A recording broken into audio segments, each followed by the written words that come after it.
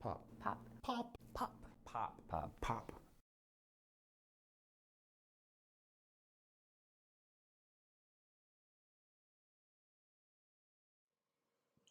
I'm Nick Flynn. I'm going to read some William Blake from his prophetic visions from Violet Night the First. This is a selection from that poem. Thy fear has made me tremble, thy terrors have surrounded me. All love is lost, terror succeeds in hatred instead of love, and stern demands of right and duty instead of liberty. Once thou wast to me the loveliest son of heaven, but now, why art thou terrible, and yet I love thee in thy terror till I am almost extinct, and soon shall be a shadow in oblivion. Unless some way can be found that I may look upon thee and live, hide me some shadowy semblance, secret whisper in my ear. Oh, thou art thyself a root growing in hell. Though thus heavenly beautiful to draw me to destruction, sometimes I think thou art a flower expanding. Sometimes I think thou art fruit breaking from its bud, in dreadful dolour and pain, and I am like an atom, a nothing left in darkness, yet I am an identity. I wish and feel and weep and groan, ah, terrible, terrible. Behold, two little infants wept upon the desolate wind. The first state weeping they began, and helpless as a wave, beaten along its sightless way, growing enormous in its motion to its utmost goal. I see the invisible knife, I see the shower of blood, I see the swords and spears of futurity. Though in the brain of man we live, and in his circling nerves, though this bright world of all our joy is in the human brain.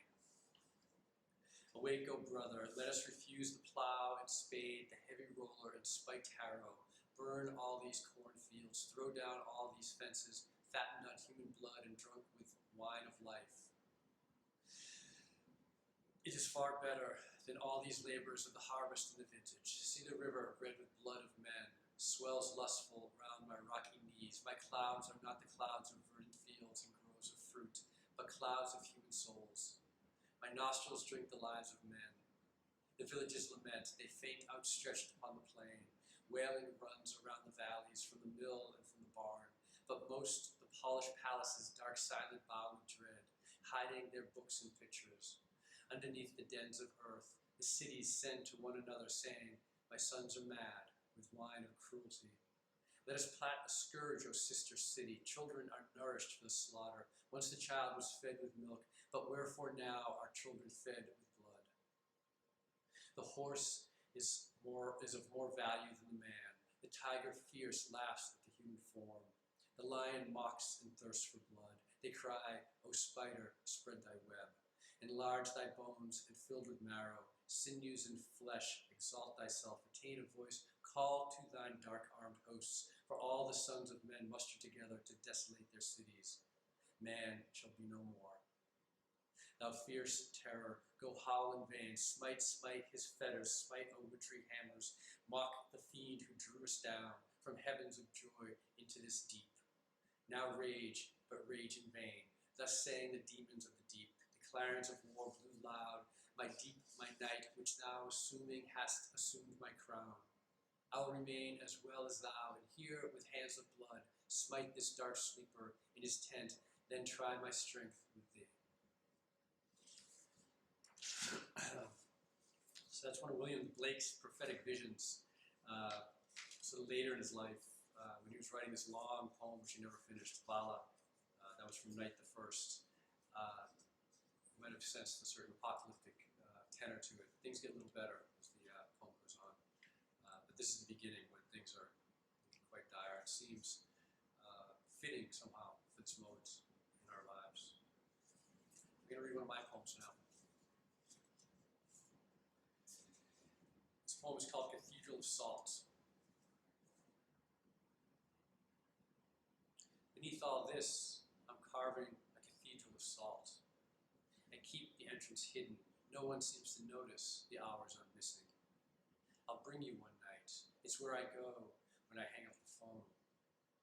Neither you nor your soul is waiting for me at the end of this. I know that now. The salt nearly clear after I chisel out the pews, the see-through altar.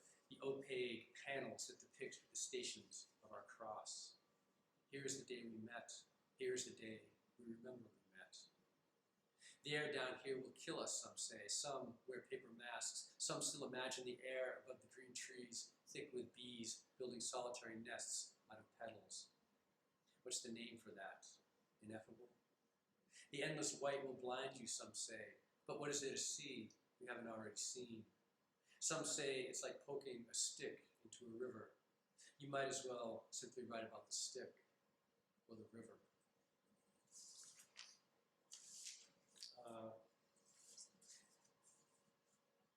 I feel that poem is somehow maybe talking to William Blake, even though I hadn't read Blake before I wrote the poem. I've read a lot of Blake, but I didn't read specifically that one.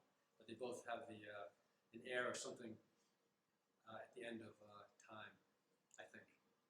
That was my intention.